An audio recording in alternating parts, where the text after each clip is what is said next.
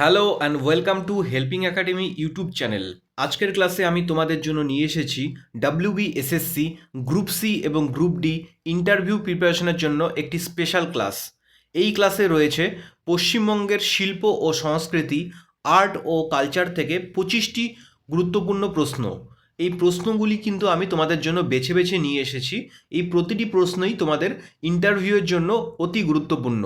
তো helping academy YouTube চ্যানেলে আমাদের ইন্টারভিউ প্রিপারেশনের ক্লাস জোর কদমে চলছে। আজকে তোমাদের এই সিরিজের 13 নম্বর ক্লাস। তো চলো দেখে নিই আজকের প্রথম প্রশ্ন কি রয়েছে। তো পর্ব 1-এ রয়েছে পশ্চিমবঙ্গের লোকনৃত্য থেকে কিছু প্রশ্ন। প্রথম প্রশ্ন হচ্ছে, ছৌ নাচ পশ্চিমবঙ্গের কোন জেলার প্রধান লোকনৃত্য?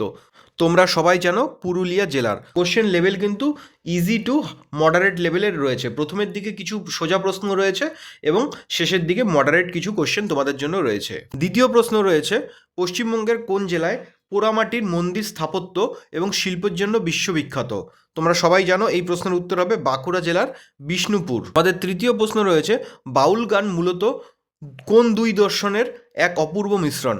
বৈষ্ণব এবং সুফি দর্শনের অপূর্ব মিশ্রণ হচ্ছে বাউল গান।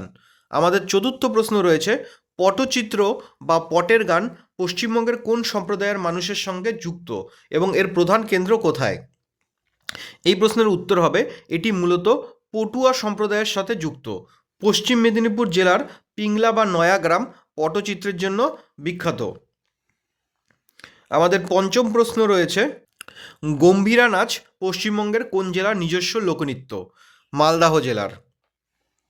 6 নম্বর প্রশ্ন, ডোকরা শিল্প কি? এটি Subscribe Helping পশ্চিমবঙ্গের Academy. কোথায় দেখা যায়? দেখো, ডোকরা শিল্প হচ্ছে মোম এবং ছাঁচের মাধ্যমে তৈরি একটি প্রাচীন ধাতু শিল্প। এটি মূলত পশ্চিমবঙ্গের পূর্ব বর্ধমান জেলার দরিয়াপুর এবং বাঁকুড়া জেলা এবং পুরুলিয়া জেলায় দেখা যায়।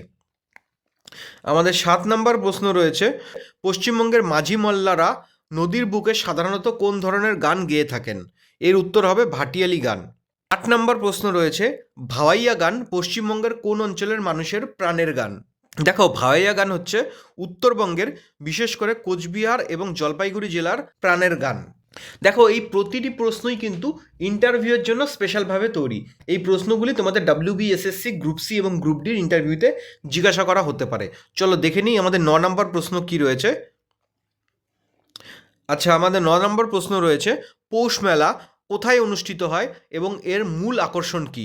দেখো, পৌষ মেলা বীরভূম জেলার শান্তিনিকেতনে অনুষ্ঠিত হয়। এই মেলার মূল আকর্ষণ হলো বাউল গান এবং গ্রামীণ হস্তশিল্প। এবার 10 নম্বর প্রশ্ন, ভেরি ইম্পর্টেন্ট, তোমাদের পরীক্ষাতেও এসেছিল এবং এই প্রশ্ন নিয়েই অনেক জল্পনা কল্পনা। বিখ্যাত বালুচরী শাড়ি মূলত পশ্চিমবঙ্গের কোথায় তৈরি হয়? দেখো, এই প্রশ্নের সঠিক উত্তর হবে মুর্শিদাবাদ জেলাতে বালুচরী শাড়ির উৎপত্তি হলেও বর্তমানে বাঁকুড়ার বিষ্ণুপুর জেলা বালুচরী শাড়ির প্রধান কেন্দ্র। এর আঁচলে রামায়ণ ও মহাভারতের বিভিন্ন দৃশ্য ফুটিয়ে তোলা হয়। এটি কিন্তু ভীষণই গুরুত্বপূর্ণ প্রশ্ন, তোমাদের ইন্টারভিউতেও এই প্রশ্নটি জিজ্ঞাসা করা হতে পারে। তো চলো দেখে নিই 11 নম্বর প্রশ্ন কি রয়েছে। আচ্ছা, 11 নম্বর প্রশ্ন যাওয়ার আগে তোমাদের একটা অ্যানাউন্সমেন্ট করে দিই।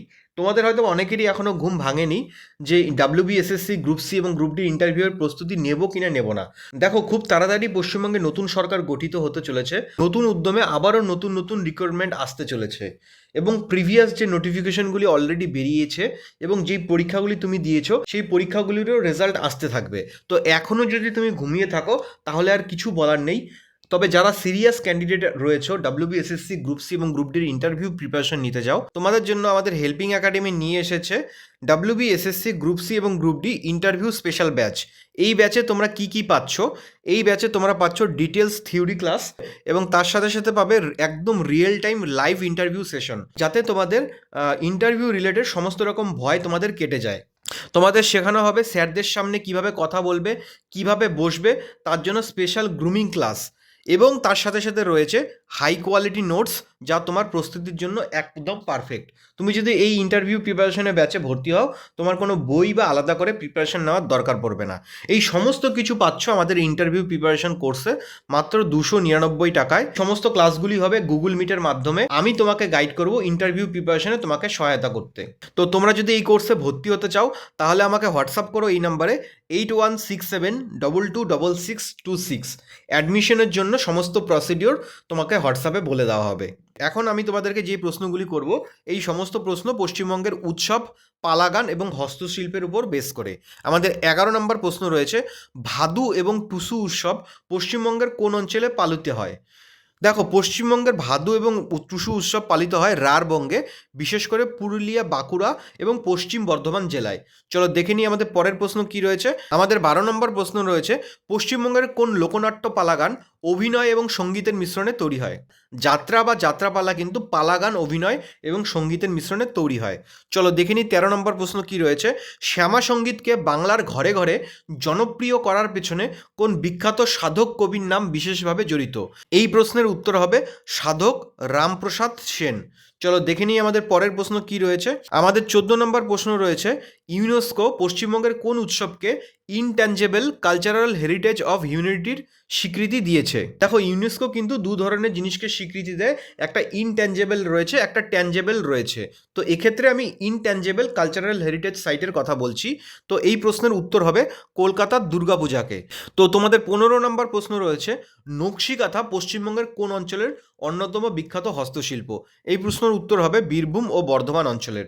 চলো এবার দেখে নিই আমরা পশ্চিমবঙ্গের সাধনা, চলচ্চিত্র ও ঐতিহ্য থেকে কিছু প্রশ্ন।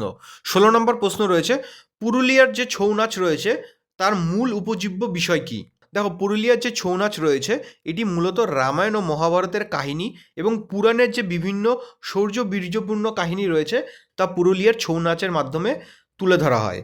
17 নম্বর প্রশ্ন রয়েছে, লালন ফকির কোন ধরনের সঙ্গীতের কিংবদন্তি হিসাবে পরিচিত? তিনি বাউল এবং ফকিরি গানের কিংবদন্তি হিসাবে পরিচিত। আমাদের 18 নম্বর প্রশ্ন রয়েছে, ঝুমুর গান প্রধানত কাদের মধ্যে জনপ্রিয়? ঝুমুর গান মূলত পুরুলিয়া, বাঁকুড়া এবং পশ্চিম মেদিনীপুরের সাঁওতাল, মুন্ডা এবং অন্যান্য আদিবাসী সম্প্রদায়ের মধ্যে বিখ্যাত। 19 নম্বর প্রশ্ন রয়েছে, চন্দননগরের কোন পুজো তার বিশাল আলোকসজ্জা এবং দেবী প্রতিমার জন্য বিখ্যাত? এই প্রশ্নের উত্তর হবে জগদ্ধাত্রী পুজো। চলো দেখে নিই আমাদের 20 নম্বর প্রশ্ন কি রয়েছে। আমাদের 20 নম্বর প্রশ্ন রয়েছে, নবান্ন উৎসব কি? দেখো, নবান্ন উৎসব হচ্ছে কৃষিজীবী মানুষের এক ঐতিহ্যবাহী উৎসব, যা সাধারণত অগ্রহায়ণ মাসে পালিত হয়। নতুন ধান ওঠার পর নতুন চালের তৈরি খাবার ও পিঠিপুলি দিয়ে এই উৎসব পালিত হয়। আমাদের 21 নম্বর প্রশ্ন রয়েছে, শোলার কাজ পশ্চিমবঙ্গের কোথায় বেশি জনপ্রিয় এবং এর ব্যবহার কি? দেখো, শোলার কাজ মূলত মুর্শিদাবাদ, নদিয়া ও বীরভূমে বিখ্যাত। এটি বিয়ের টোপর, প্রতিমার ডাকের কাজ এবং ঘর সাজানোর উপকরণ হিসাবে ব্যবহৃত হয়। আমাদের 22 নম্বর প্রশ্ন রয়েছে, দার্জিলিং পাহাড়ের বৌদ্ধ ধর্মাবলম্বীদের লেপচা বা ভুটিয়া যারা থাকে তাদের একটি বিখ্যাত মুখোশ নৃত্যের নাম কি?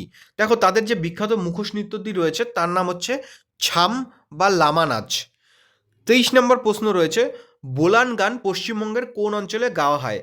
দেখো, বোলান গান পশ্চিমবঙ্গের নদিয়া, মুর্শিদাবাদ এবং বীরভূম জেলার চৈত্র সংক্রান্তি বা গাজন উৎসবের সময় এটি গাওয়া হয়। চৈত্র সংক্রান্তি বলতেও তোমরা বুঝতে পেরেছো গাজন উৎসব কোনটি? গাজন উৎসব হচ্ছে চড়ক উৎসবের কথা এখানে বলা হচ্ছে। আমাদের 24 নম্বর প্রশ্ন রয়েছে, ভেরি ইম্পর্টেন্ট, 1955 সালে সত্যজিৎ রায়ের তৈরি কোন চলচ্চিত্রটি বাঙালি সংস্কৃতিকে বিশ্ব দরবারে এক অনন্য পরিচিত দিয়েছিল? দেখো, এই প্রশ্নের সঠিক উত্তর হবে পথের পাঁচালী। পথের পাঁচালীর মাধ্যমেই কিন্তু পশ্চিমবঙ্গের বাঙালি সংস্কৃতি বিশ্ব দরবারে এক অনন্য পরিচিতি পেয়েছিল। আমাদের 25 নম্বর প্রশ্ন এবং শেষ প্রশ্ন রয়েছে, শান্তিনিকেতনের বসন্ত উৎসব কোন উৎসবের দিন পালিত হয় এবং এর বিশেষত্ব কী? দেখো, শান্তিনিকেতনের বসন্ত উৎসব দোলযাত্রা উপলক্ষে পালিত হয়। এটি রবীন্দ্রনাথ ঠাকুরের উদ্যোগে শুরু হয়েছিল এবং এই উৎসবে আবির খেলা এবং রবীন্দ্রসঙ্গীত নৃত্যের মাধ্যমে বসন্তকে বরণ করে নেওয়া হয়। তো এই ছিল আমাদের শেষ প্রশ্ন। তো ক্লাসটি তোমাদের কেমন লাগলো জানাও। ক্লাসটি যদি তোমাদের ভালো লেগে থাকে অবশ্যই একটি লাইক করবে এবং নিজেদের চাকরিপ্রার্থী বন্ধুদের সাথে ক্লাসটি শেয়ার করবে। আর তোমাদের জন্য আরও একটি জিনিস আমি তোমাদেরকে জিজ্ঞাসা করবো, এখনও কি তুমি ভাবছো ইন্টারভিউ প্রিপারেশনের প্রস্তুতি নেবে কি নেবে না? দেখো, এই 25টা প্রশ্ন মুখস্থ করলেই কিন্তু তোমার ইন্টারভিউতে গিয়ে তুমি ভালো স্কোর করতে পারবে না। ইন্টারভিউ প্রিপারেশনের জন্য দরকার বেস্ট কমিউনিকেশন স্কিল, যাতে ইন্টারভিউ বোর্ডে 4-5 জন অফিসারের চোখের দিকে তাকিয়ে না ঘাবড়ে তুমি সঠিক উত্তর দিতে পারো। তোমার মধ্যে কনফিডেন্স রয়েছে কিনা এবং তোমার পার্সোনালিটি কেমন তার উপর বেস করেই কিন্তু তোমাকে ইন্টারভিউতে সিলেক্ট করা হবে। এই সমস্ত কিছুই শেখানো হবে আমাদের ইন্টারভিউ প্রিপারেশন কোর্সে। অ্যাডমিশন নেওয়ার জন্য হোয়াটসঅ্যাপ করো স্ক্রিনের দেওয়া এই নাম্বারে 8167226626। তো এই ছিল আজকের মতো ক্লাস। দেখা হচ্ছে তোমাদের সাথে পরের ক্লাসে। তো তোমরা যারা নতুন রয়েছো এই চ্যানেলে তাদেরকে বলবো don't forget to subscribe our YouTube channel. Thank you.